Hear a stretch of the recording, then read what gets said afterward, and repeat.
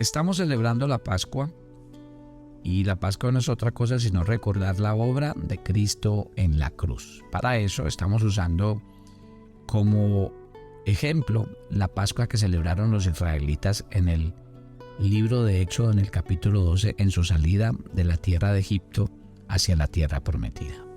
Buenos días, soy el pastor Carlos Ríos y este es nuestro devocional Maná, una aventura diaria con Dios. Decíamos ayer que lo primero que se tenía que escoger era un cordero para celebrar la Pascua por familia. Sí, y ya hablamos del concepto familiar, se los expliqué el día de ayer. Cómo, aunque el cordero era por familias, cuando cada uno participaba del cordero, entonces cada uno estaba dando una fe personal. Entonces les expliqué ayer que por eso es que la Biblia, cuando dice que el que cree en el Señor Jesucristo será salvo él y toda su casa, no quiere decir que automáticamente porque cree el padre, creen los hijos y cree la esposa y son salvos. No, estamos diciendo es que Dios viene a una familia y cada uno debe hacer su propia declaración de fe. Cada uno personalmente tiene que creer en el Señor. Por eso a los jóvenes yo siempre les he instado a decir, llega un momento en la vida de un joven donde ya, además de declarar la fe de sus padres, él debe declarar su fe personal. Por eso es que Dios no tiene nietos, Dios tiene hijos, porque la fe no se hereda. Cada uno de nosotros debe creer, debe tomar una decisión personal de fe.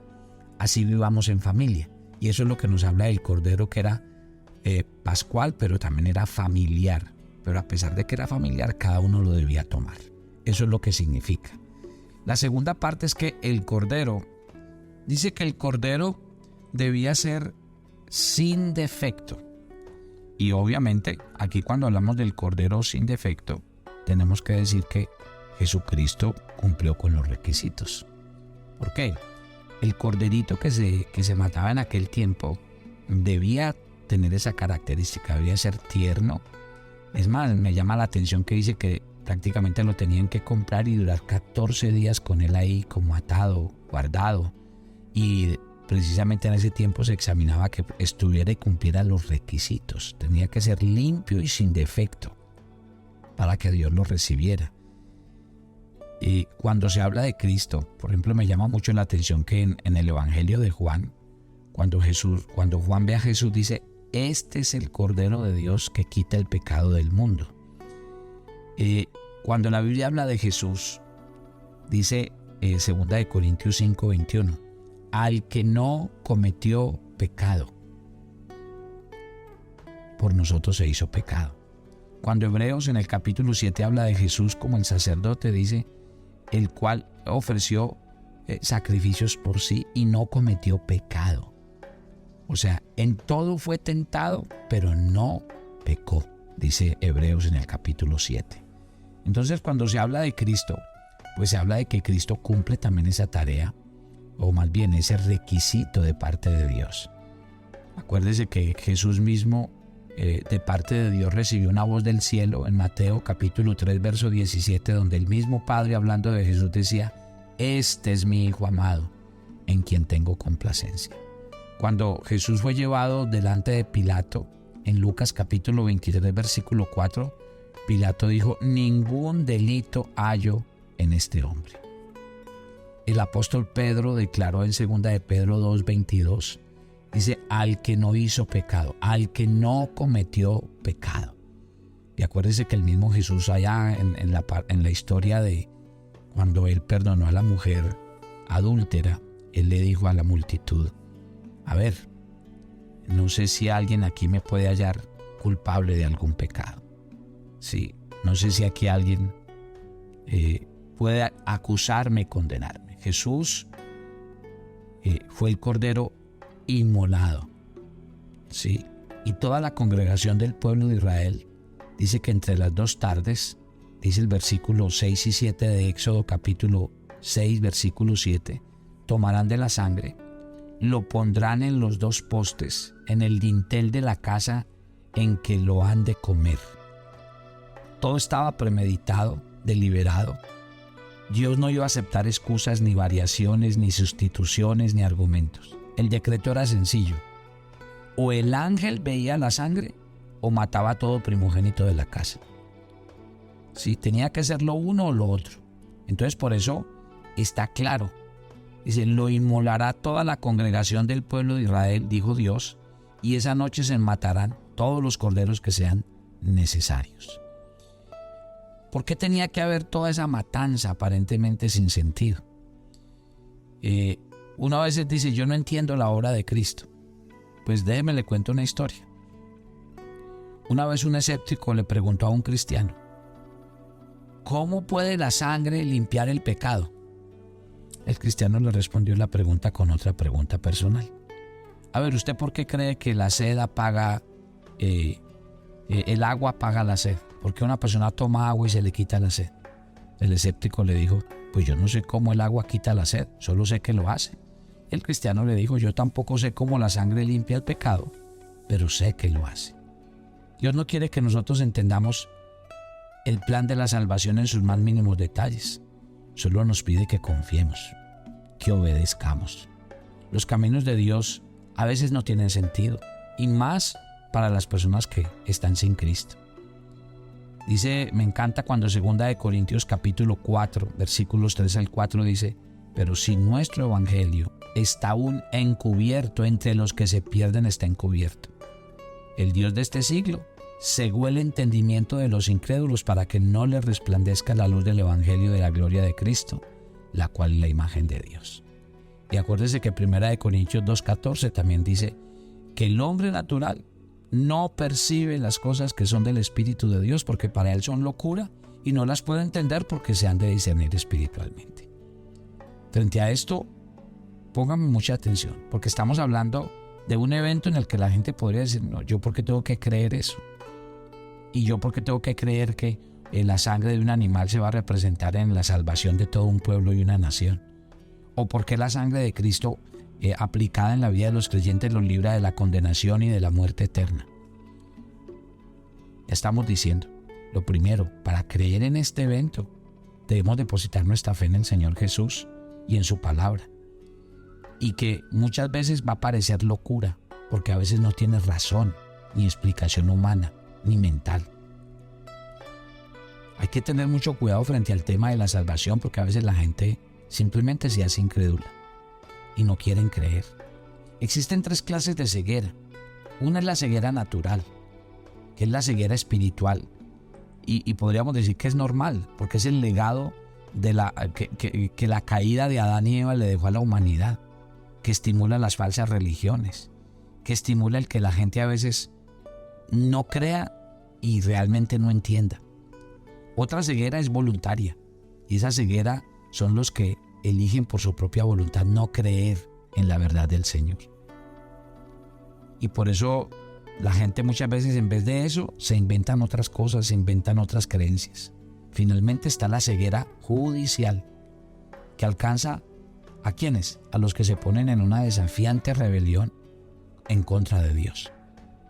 Acuérdese que cuando el Señor habló de Sodoma y de Gomorra, llegó un momento en que Dios cegó y endureció el corazón de todos. Y las personas que dicen que no pueden creer confirman esa incredulidad. ¿Por qué? Porque se van a encontrar encerrados en su condición perdida, dirigiéndose a un juicio seguro, como lo que pasó con Sodoma y Gomorra y como pasó con el mismo Faraón, que no quiso creerle a Dios y Dios endureció su corazón. Entonces el Espíritu Santo advierte claramente a las personas de que nosotros tenemos que creer para poder ser salvos. Si uno no da un paso hacia la fe y en creer en la obra de Cristo en la cruz y sigue dejando que su corazón lo aparte, diciendo que esas son tonterías o que esas son mentiras o que él no puede creer o ella no puede creer eso, pues está en juego su salvación. La verdad de la salvación, mi querido hijo de Dios, es completamente gratis y verdadera a través de la sangre del Cordero, aquella que se derramó en el Calvario. Es la mayor verdad en el universo. Así lo plantea la palabra de Dios. Entonces, ¿qué tenemos que entender esta mañana a la luz de lo que estamos hablando? De que Dios, a través de esa sangre que se derramó, entonces mire, la sangre apenas se sacrificaba el animalito, la sangre era derramada y luego untada en el dintel de la puerta. Ojo con el detalle. Aquí habla de la sangre rociada en el dintel de la puerta. Vamos a poner un caso. Pongamos un caso que una familia mató el cordero y derramó la sangre en el recipiente, pero no lo untó. ¿Qué pasa cuando esa noche iba a venir el ángel de la muerte? Pues sencillo, si la sangre no está untada en el dintel de la puerta, no es señal de que ahí hay una familia que tiene la salvación de Dios. Y el ángel vendría a matar al primogénito de esa familia. Increíble, es que quiere decir que el ángel de la muerte tenía una señal explícita. Y era: donde hay sangre, tienes que pasar de largo. A eso me quiero referir. Hay mucha gente que de pronto cree en Dios. Cree no le digo que hasta nosotros hablamos de la pasión de Cristo y en los pueblos enteros se celebra la Semana Santa. Y la Semana Santa para ellos es celebrar un día de paseo y de vacaciones. Yo no estoy diciendo que pasear ni sacar vacaciones sea malo. Estoy diciendo es en lo que la gente termina convirtiendo las cosas. Para la gente este no es un acontecimiento espiritual. Para las personas este no es un acontecimiento que les salvó la vida. No, es un acontecimiento religioso y lo celebran como una fiesta religiosa que termina convertida en vacaciones. Por eso yo hablo de Cristo y de su salvación en este tiempo, porque trato de aplicar a lo que la gente en este tiempo habla. Pero realmente el tiempo de la sangre de Cristo, de la muerte de Cristo, de la salvación de Cristo no tiene fecha. Todos los días tenemos que hablar de la obra de Cristo, todos los días tenemos que hablar de la salvación, todos los días tenemos que creer para que una persona sea salva, todos los días en su corazón ha de creer. Está claro, pero ¿por qué para mí es tan importante en estas fechas hablar de estos temas? Para que nosotros avancemos. Yo quiero decirle a la mayoría de la gente, de las personas que nos escuchan en Maná, ustedes tienen que dar ese paso de religiosidad que domina sus vidas. Si ustedes no dan ese paso, vuelvo e insisto en lo que les decía ayer. Yo el día de ayer les decía, nadie podía decirle a Dios: vea Señor, yo estoy eximido de esto porque yo soy buena persona, yo estoy eximido de esto porque yo soy religioso, o porque yo soy sacerdote, o porque yo... No Señor, no Señor. El ángel solo conocerá una razón para pasar de largo: la sangre, no más. Y es lo que yo quiero insistirle a ustedes. Por eso a mí me encanta tanto explicar la obra de salvación desde la Pascua y desde este pasaje, porque yo creo que es muy clara para que nosotros lo entendamos. Entonces, tenía que ser un cordero, el cordero tenía que ser sin defecto, tenía que ser inmolado, ya lo explicamos, y dice que la sangre tenía que ser rociada. Y esto de la sangre rociada lo que quiere decir es que yo no solamente debo creer en que Cristo murió, sino que yo lo debo creer a título personal. Porque aquí untar la sangre en el dintel de las puertas es realmente creer de manera personal. Es aplicar eso que están diciendo para mi vida. No es creerlo en términos religiosos. Porque si yo le pregunto a más de uno esta mañana que son religiosos y les pregunto si creen que Cristo murió, sí, yo sí creo. Sí, eso fue verdad, pero no más. Y una cosa es que crean en eso, otra cosa es que crean que eso fue verdad y otra cosa es que digan: yo creo esa verdad para mi vida. Yo la aplico a mi corazón. Sigamos hablando del procedimiento. Ya hemos hablado de un cordero que fuera sin defecto, un cordero que debía ser inmolado. Al ser inmolado, su sangre debía ser recogida en un recipiente y luego untada en el dintel de cada casa, de cada hebreo, de cada israelita. La exigencia de Dios era la de un cordero. Él no quiso un macho cabrío con grandes y encrespados cuernos, completamente desarrollado, rebosante en su lucha y en su poder. Él no quería una oveja adulta y gris, dura de carne, impasible en sus formas. Él quería un cordero suave, tierno, amable, de confianza. Sí, los hijos del hombre podían salir donde la pequeña criatura se encontraba atada, porque la ataban 14 días. Le traían algo de hierba fresca para que comiera. Yo me imagino que hasta los niños le podrían hasta poner un nombre. Pero increíble, ¿no? No podemos imaginar el momento, las lágrimas de la familia, de los niños, cuando tenían que sacrificar esa víctima a los 14 días. La familia, yo creo que miraba con horror mientras el padre tomaba su cuchillo, mientras hacía el sacrificio. El proceso era completamente personal, era muy emotivo. Y yo creo que fue lo que pasó en el Calvario. Piensen en la noche del Calvario, y por eso los evangelios nos cuentan. María, la madre de Jesús, estaba ahí y miraba pasmada todo lo que estaban haciendo contra su hijo. Ella no podía hacer absolutamente nada. Estaba su fiel discípulo Juan, lleno de lágrimas. Estaba María Magdalena, y todos miraban quebrantados en su corazón lo que estaban haciendo con este hombre que no había cometido ningún pecado. Una vez que la mascota de la familia se sacrificaba, que la sangre se aplicaba en el dintel, en los postes de la puerta, entonces el esposo, la esposa, los hijos se reunían dentro de su casa mientras el cordero se asaba al fuego. Mire, otra vez, ese cordero se ponía sin duda en un asadero, se situaba directamente sobre el fuego. El cordero tal vez lo empalaban en una pieza de madera, y otra vez nos recuerdan al Cristo sacrificado en una cruz, colgado en una cruz. Pero había algo más, se tenía que consumir. ¿Y sabe cómo lo consumían? Con hierbas amargas. El cordero se comía junto con el pan sin levadura, y eso también tiene un significado para nosotros. Porque las hierbas amargas, ¿de qué nos hablan? Nos hablan del sacrificio. Yo creo que para Jesús, así como no era fácil para la familia ver sacrificar el animal y todo lo que pasaba con él, sabiendo que era un animalito inocente, el sacrificio de Cristo en la cruz también. Acuérdese que Jesús desde Getsemaní lo vaticinó. Dice que él estaba angustiado en su alma y en su corazón, porque la copa que le tocaba tomar no iba a ser nada fácil. Iba a ser un cáliz demasiado fuerte, demasiado amargo, refiriéndose a eso. Y tal vez las hierbas amargas con las que se comía este animalito y la carne de este animalito era eso. Era recordar, este no es un cordero normal, este no es la carne que comemos todos los días.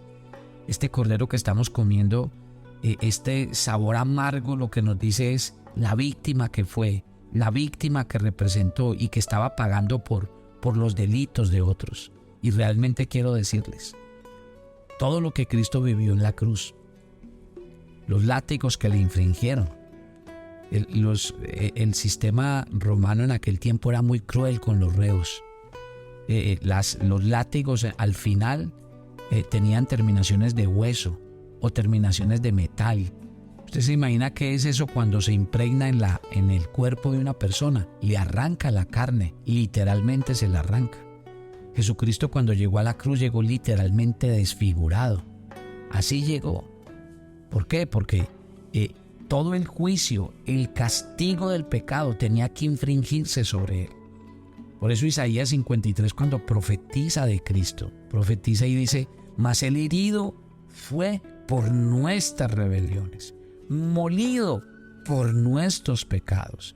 El castigo de nuestra paz fue sobre él, y por su llaga fuimos nosotros curados. Esas hierbas amargas nos hablan del dolor, del sufrimiento. Realmente eso fue lo que vivió Cristo. Y ese dolor es lo que hoy nos trae una paz sobrenatural. Ese sacrificio es la que nos dice que hoy en el mundo no hay ningún sacrificio válido, porque el único sacrificio que valió la pena y que Dios aceptó fue el sacrificio de su Hijo en la cruz. Y dice que además de eso tenía que comerse con pan sin levaduras. Recuerde que la levadura, ¿qué es la levadura en un pan? Si usted coloca un pan sin levadura, el pan no crece. La masa es una masa plana. Colocarle levadura es como colocar algo falso, ¿sí? Algo que hace que el pan se esponje, pero no es él, es lo que le han ingresado, que es la levadura. El Señor habló mucho de no untarse de la levadura de los fariseos, no probar la levadura del mundo, o sea, de lo falso, de lo que nos aparta. Y precisamente, mi querida familia, ese cordero debía comerse sin pan, con el pan sin levadura, porque nos quiere decir, nosotros tenemos que conocer de primera mano y desde la Biblia qué fue lo que Cristo hizo.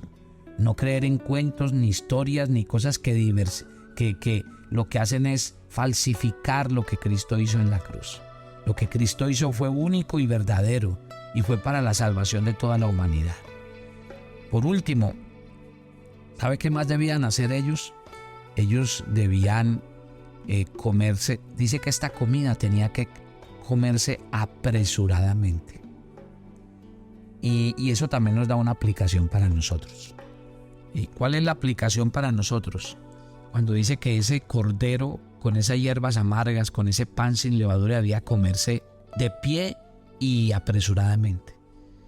Acuérdense que ellos estaban en Egipto, estaban bajo una opresión, esclavitud, no podían celebrar el culto, la oración, no podían buscar a Dios, leer las escrituras, separados de Dios.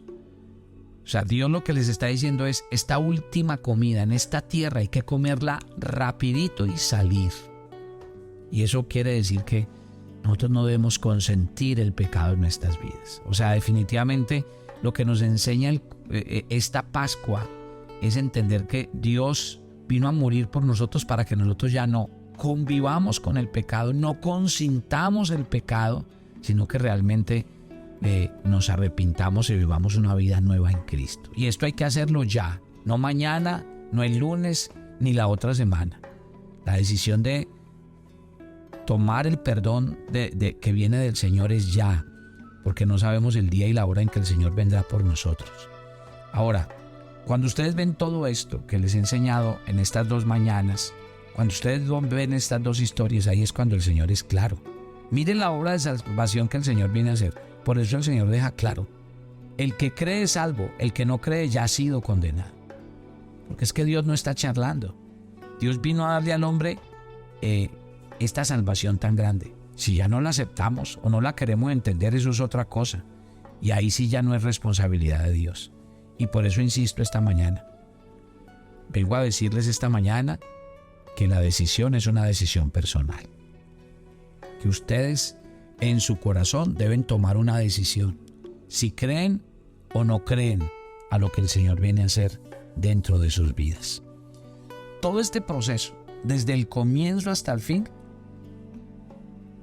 tenía la intención de hacerle entender a los hebreos el costo de su salvación en cada casa. A través de la tierra esa noche iba a haber un cordero muerto o un hijo muerto. Oiga, pues esa elección había. Si usted tenía la sangre no iba a morir su hijo, pero si no estaba la sangre iba a morir el hijo mayor. O sea que ese día la gente entendió. Iba a haber un cordero muerto o un hijo muerto. Las personas silenciosas, al mantener esta primera Pascua, se dieron cuenta que el pecado y la muerte eran realidades espantosas, que el carácter radical del pecado exige una cura radical, que al comer el cordero se aprendió otra lección, una que podemos llevar directamente al Calvario, como el Señor Jesús, el Cordero Pascual, que dio su vida en la cruz por nosotros, y hacia ahora Él nos da su vida y a nosotros para sostenernos en el peregrinaje hasta la tierra prometida. ¿Por qué tenía que morir el Cordero? A causa del pecado. Una vez que el ángel destructor estaba fuera, la muerte tenía que ocurrir. Era algo natural. Nos podemos imaginar al mensajero que viene a una casa y tal vez alguien que no cree y que vive ahí y es el hijo mayor. Aunque usted no crea y usted diga no creo ni una palabra de eso, el ángel va y en un momento terrible se da a dar cuenta que aunque no creyó, después su hijo estaba muerto. El ángel de la muerte inspecciona casa por casa. Sí. No se trata entonces de una creencia, no. Es una verdad. para nosotros los cristianos. Hay que dar gracias a Dios. ¿Por qué? Porque el Señor ha tenido misericordia de nosotros. Porque el Señor ha decidido que a través de la sangre de su Hijo Jesucristo nos ha perdonado de nuestros pecados. Nos ha limpiado. Nos ha redimido. Cuando una casa tiene la sangre como señal, el ángel de la muerte pasa de largo. Todo está bien. El pecado se ha juzgado y ha cancelado en esa casa. Las personas que hay adentro, por lo tanto, se salvan. Déjeme decirle, Dios no demandará el pago 2 veces. El Salvador ya murió una vez y para siempre. El Cordero ya vino y habló a las mentes y conciencias que creyeron en Él y les dio paz. Un grito se ha levantado hacia el cielo. Los egipcios ese día gritaron muerte y desolación. En cambio, los hebreos, salvación para sus vidas. ¿Por qué? Porque habían decidido creer. Y el mensaje para nosotros de la salvación no es otro, sino creer. Padre, gracias por esta mañana. Y gracias por hablarnos. Yo quiero que cada persona al escuchar este sermón del día de hoy, sus vidas sean motivadas, desafiadas, y que tú, por tu Espíritu Santo, coloques en ellos el sentir de volver sus ojos a ti. Hay una salvación para todos. La sangre quiere ser derramada en la vida de cada uno, pero cada uno tiene que tomar la decisión de creer en su corazón. Gracias, Jesús, por tu obra de salvación para mi vida, para mi casa y para mi familia. Gracias porque no hice absolutamente nada, pero tú tuviste misericordia de mí y me has dado este regalo precioso y hermoso. Me encomiendo a ti y entrego cada oyente de Maná, cada familia. Déjeme orar por sus familias esta mañana. Déjeme orar para que Dios traiga sobre su casa salvación y vida eterna. Yo le pido que ahí donde está, ore por su familia y dígale, Señor, que mi familia crea, que mi familia se vuelva a ti, que mi familia te reciba como Señor y Salvador en su corazón y rinda su corazón a ti. Gracias porque las buenas nuevas son buenas nuevas de salvación, son buenas nuevas que nos llevan a experimentar cada día tu presencia sobre nuestras vidas. Te alabamos, te bendecimos y te damos gracias en Cristo Jesús. Amén y amén. Dios los bendiga. Fue un placer estar con ustedes y ya saben, a partir del lunes vamos a hablar durante todo el mes de abril acerca de esta salvación tan grande que el Señor hizo por nosotros. Bendiciones para todos.